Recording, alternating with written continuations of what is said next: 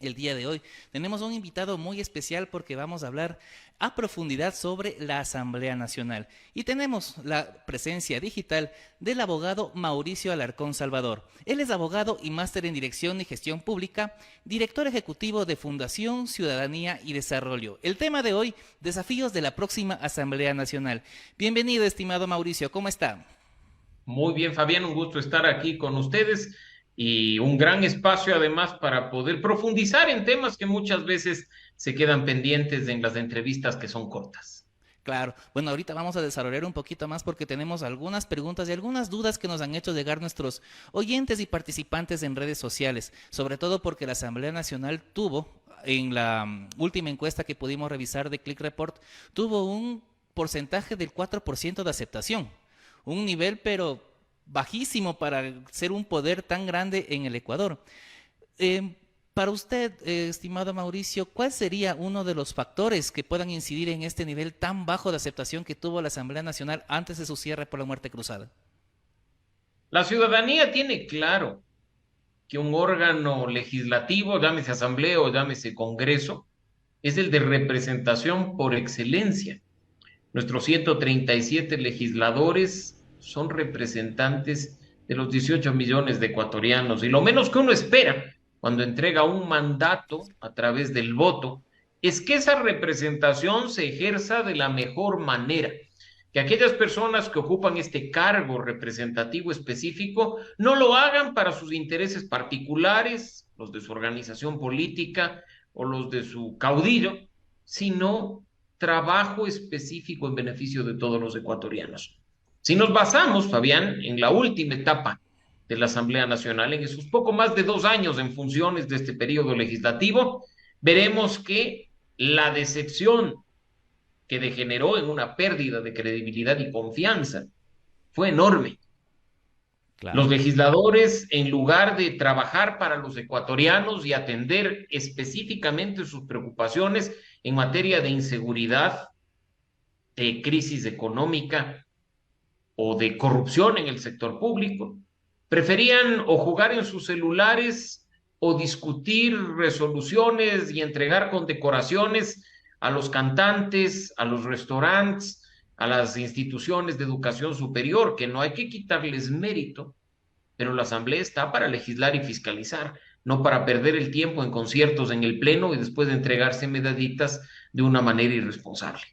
Claro, la Asamblea, bueno, la Asamblea Nacional es llamado el poder legislativo y debería tener una representatividad idónea, sobre todo para beneficio de los ecuatorianos, pero somos los ecuatorianos los que les elegimos.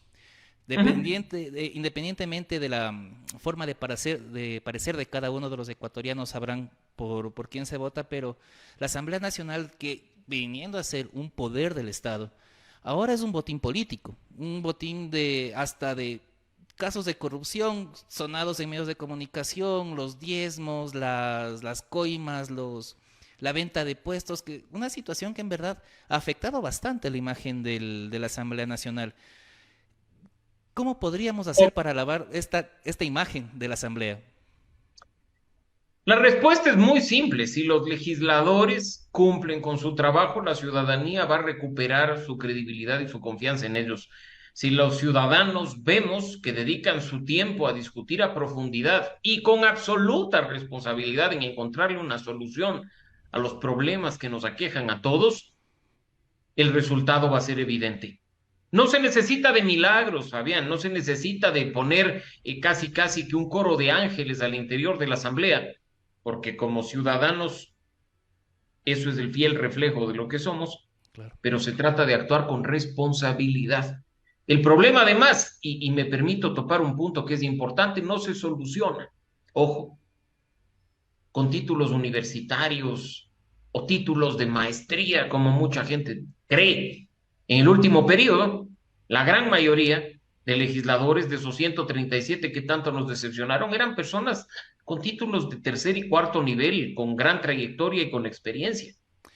Una, Sobre una todo aquí hay que pregunta, procurar, perdón Fabián, claro. sobre todo aquí hay que procurar elegir a personas que tengan integridad, que tengan ética y que sepan de responsabilidad con la ciudadanía. Esos tres elementos básicos son fundamentales.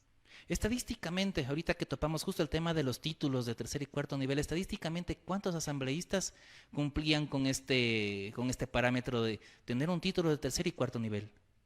Casi todos, cuando nosotros analizamos e incluso algunos medios de comunicación recogieron ese tema, hablamos de que al iniciar la Asamblea Nacional, ojo con ese detalle, más o menos el 80% de los legisladores tenían título universitario de tercer nivel. ¿Ya? Apenas 9, cuando inició esa asamblea en el año 2021, no tenían registrado un título de tercer nivel. Y si vemos incluso casi la mitad, yo diría, bueno, no exageremos, más de una tercera parte, estamos hablando 59 de 137 legisladores, Fabián, tenían registrado al menos un título de cuarto nivel. Teníamos ¿Ya? legisladores que tenían 3, 4 títulos de cuarto nivel. Así es que el problema no es formativo, y el problema se soluciona poniendo titulitis como uno de los requisitos para acceso al cargo. Ya. Em, Mira, Mauricio, también tenemos entendido que hay algunos asambleístas que están volviendo a terciar en estas próximas elecciones. Obviamente que a través de la muerte cruzada se cerró la Asamblea Nacional. Están en todo su derecho de derecho político de volver a terciar si es que cumplen con los requisitos, pero con toda la situación que devengó en el nivel tan bajo que tuvo la Asamblea Nacional en cuestión de aceptación. Legalmente están en el derecho de volver a ser electos, pero éticamente es ético que una asamblea asambleístas que fueron cesados a través de la muerte cruzada vuelvan a presentarse. Todos los ciudadanos, y aunque esto suene muy superficial, Fabián, tenemos derecho a elegir y ser elegidos. El único requisito para ser asambleísta es tener al menos 18 años. Quienes estuvieron en una curul e incluso nos decían que el sueldo no alcanzaba ni siquiera para una semana, u otros que se sentían desbordados por la gran cantidad de actividades y no querían cumplir con su trabajo, tienen total y absoluto derecho de buscar regresar a la curul. Del otro lado, estamos nosotros los votantes para rayar la papeleta con responsabilidad y premiar a aquellos que lo hicieron bien y castigar a aquellos que se han burlado en nuestra cara de algo tan sagrado como es la representación democrática. Yo en lo personal, si tuviera la oportunidad, y digo que no la tengo porque no corresponde ni a mi provincia ni a mi distrito, de rechazar con mi voto a aquel legislador que dijo que el sueldo que pagamos los ecuatorianos a los asambleístas, que es de más de $4,000, no le alcanza ni siquiera para la primera semana en la ciudad de Quito, le rechazaría con el voto, cuando además ha quedado en evidencia que es camisetero, porque llegó con un partido y ahora busca regresar con otro.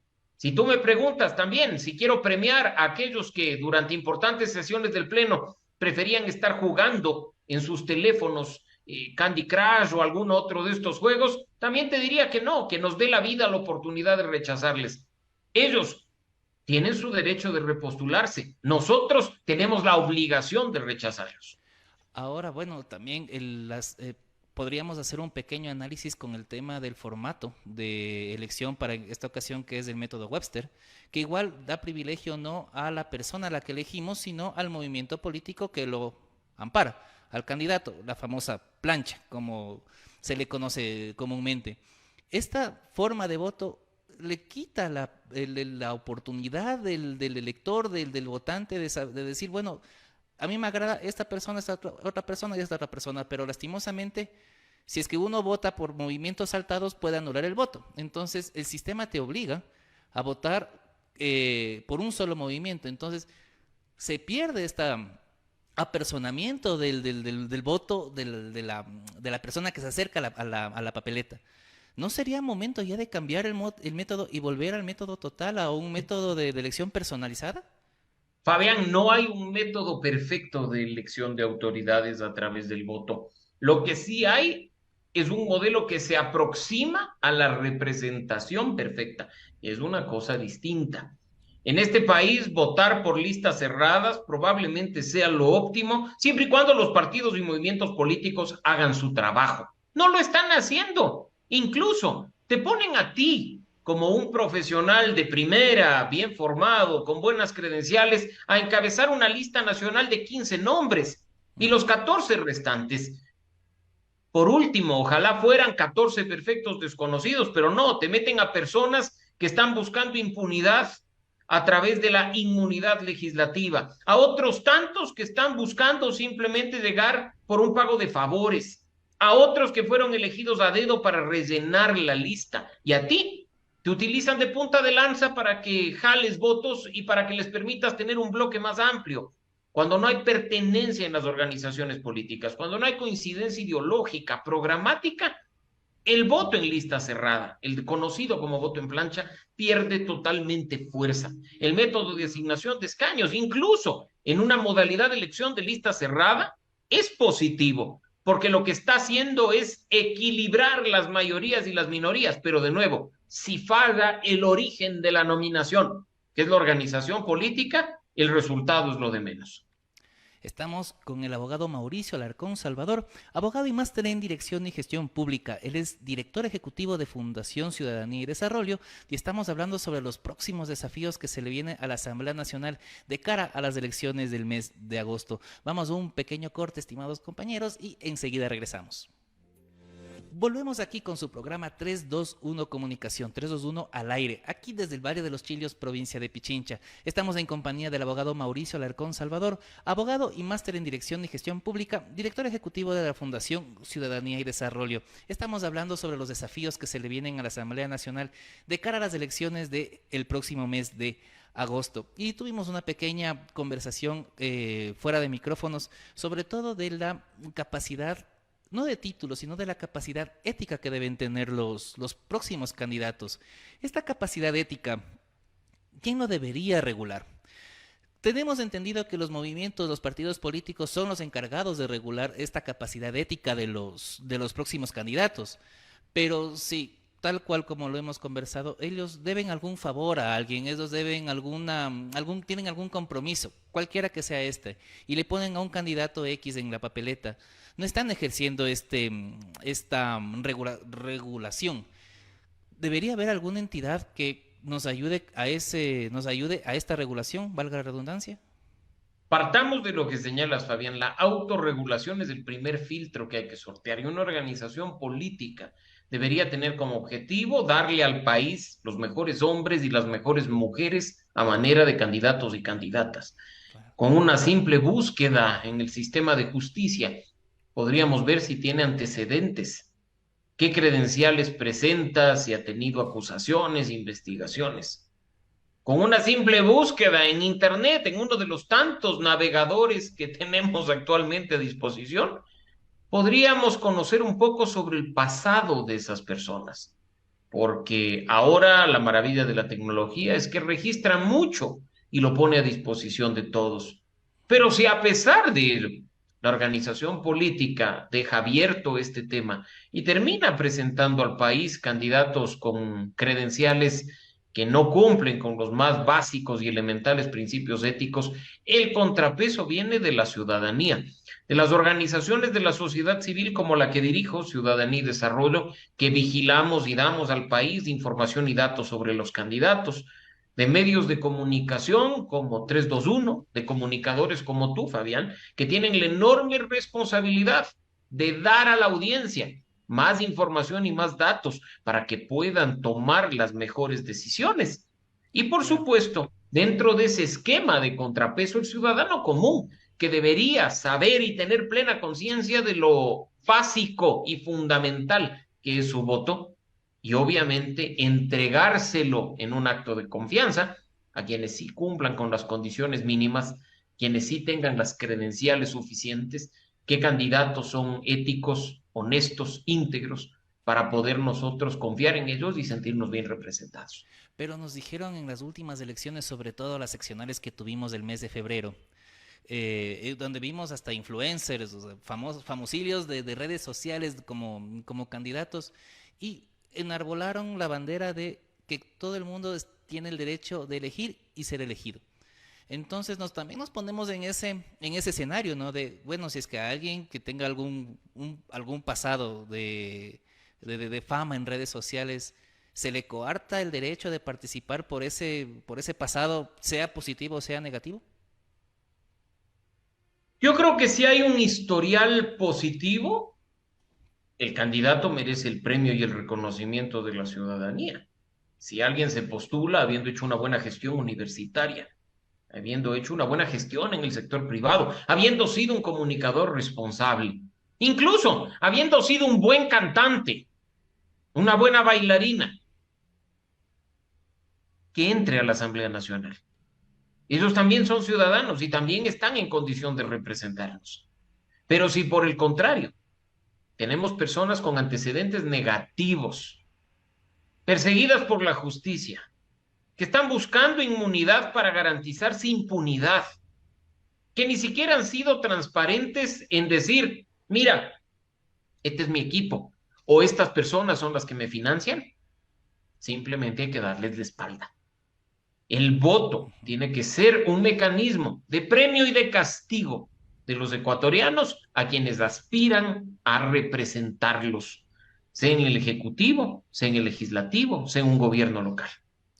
Desde hace mucho tiempo yo he escuchado en medios de comunicación desde prácticamente desde la década del 90 que una asamblea nacional tiene que ser a favor del gobierno que está de turno o en contra.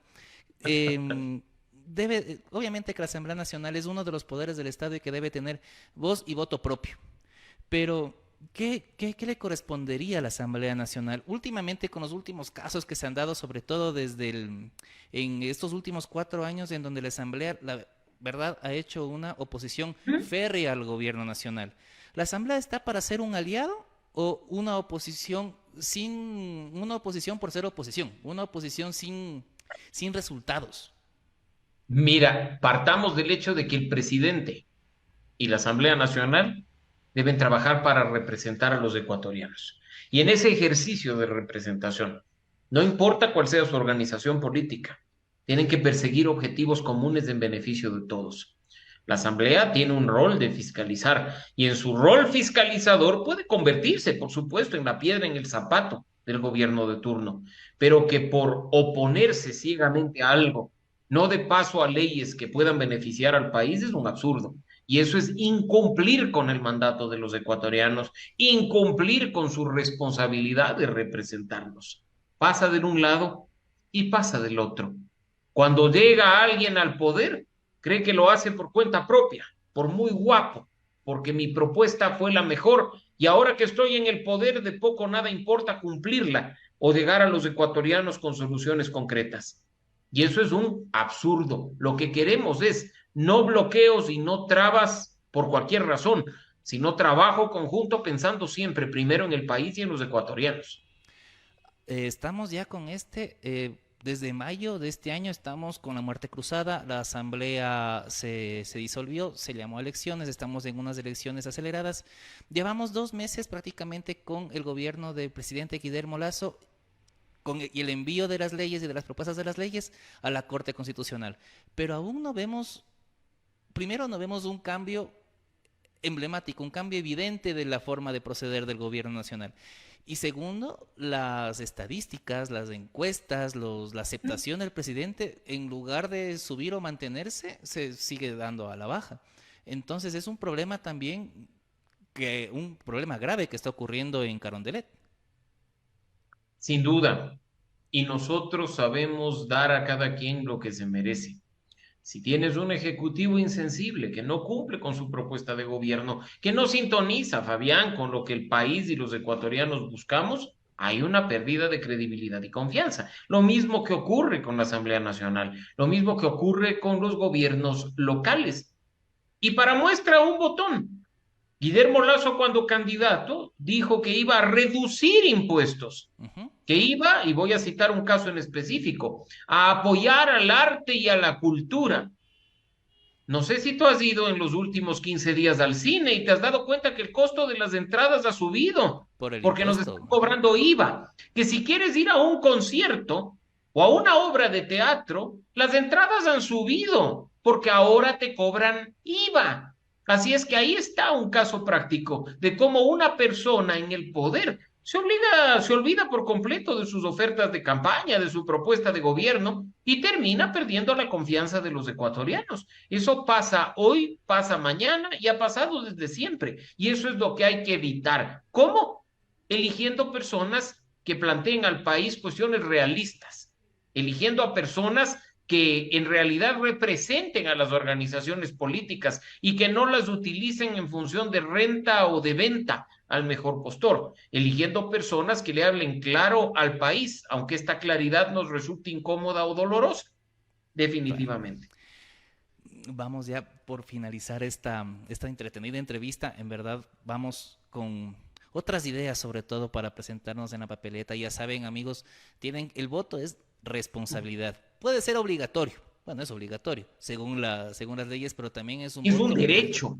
es un voto, tiene que ser un voto responsable. Tengo una pregunta antes de que se me quede la que teníamos aquí por parte del staff. ¿Cuál es tu opinión, Mauricio, sobre la pregunta que se dio en la consulta popular, la pregunta 3 que fue rechazada en el último referéndum, que hablaba sobre la reducción de asambleístas en la Asamblea Nacional? ¿Es positiva una reducción de asambleístas? ¿Se le quita un derecho de representatividad por cantidad de habitantes en el Ecuador? ¿O en verdad necesitamos una asamblea que sea pequeña pero eficiente? Lo dijimos en su momento y lo mantenemos, Fabián, al día de hoy. El problema en Ecuador no es de cantidad, es de calidad. Y una propuesta como la que pretendía, vía consulta popular, introducir el Ejecutivo, no era ni siquiera una forma de proporcionar la representación, sino de afectar a provincias que ya tienen una representación baja. Y eso es inaceptable. El ¿Ya? problema para la calidad de asamblea que tenemos no es si son 137, si son 200 o si son 80. Es un problema que se origina en las organizaciones políticas que nos presentan a cualquier persona con tal de llenar la lista y termina ganando la curul para inasistir, para hacer lo que le venga en gana o para pasarse jugando en su teléfono celular. Ahí está el problema, en la organización política. Queremos redistribuir a los legisladores para que haya una mayor conexión con el electorado en buena hora, que se lo haga, pero no sobre la debería tener resultados. La Asamblea Nacional para 2025 probablemente crezca a 152 o 155 legisladores. Y ¿Ya? de nuevo, pueden ser más, pueden ser menos, pero mientras no sean buenos representantes, la cantidad es lo de menos. ¿Y ahora dónde vamos a meter a 150 asambleístas si ya el edificio de la Piedradita y siempre está quedando pequeño? Encontrarán formas, por supuesto, porque además la plata sale de tu bolsillo y del mío. Lastimosamente, no. Tenemos que reconocer el hecho de que el Ecuador es un país democrático. Entonces, de ser un país democrático, tenemos la opción de elegir a nuestros representantes. Y la forma responsable de elegir es acudiendo a las urnas, sobre todo con la conciencia de que vamos a dar esa oportunidad de que nos representen a personas idóneas y probas. Estimado Mauricio, te agradezco un mundo tu participación, en verdad nos abre los ojos, nos dejas varias respuestas a las preguntas que te teníamos planteadas para la entrevista de hoy y no me queda más que agradecerte y darte la oportunidad de dar unas pequeñas palabras a nuestros oyentes. Ratificar primero, Fabián, mi agradecimiento a ustedes por esta labor que realizan y mi compromiso a reencontrarnos en una nueva oportunidad para seguir profundizando sobre este y otros temas vinculados a la coyuntura política y simplemente decir a nuestros seguidores que lo que vamos a hacer el próximo 20 de agosto es un acto de responsabilidad ciudadana y que en nuestras manos no está cambiar nuestro futuro ni transformar el país de la noche a la mañana utilizando una varita mágica. Está el poder de delegar un mandato específico a ecuatorianos que efectivamente nos representen, de los cuales después, incluso dentro de poco, no nos sintamos avergonzados, que puedan al menos durante el próximo año y medio que tienen en funciones cumplir su rol a cabalidad y ganarse nuestra credibilidad y nuestra confianza. El problema no está únicamente en los partidos y movimientos políticos. El problema se soluciona cuando de este lado tenemos ciudadanos que nos tomamos en serio nuestro papel y nos encargamos de asumir con responsabilidad la democracia, el voto y la representación. Perfecto. Le agradezco bastantísimo, en verdad. Muchas gracias, Mauricio Alarcón. Estuvimos en presencia y compañía de Mauricio Alarcón Salvador, abogado y máster en Dirección y Gestión Pública. Él es director ejecutivo de la Fundación Ciudadanía y Desarrollo. El tema de hoy fue desafíos de la próxima Asamblea Nacional.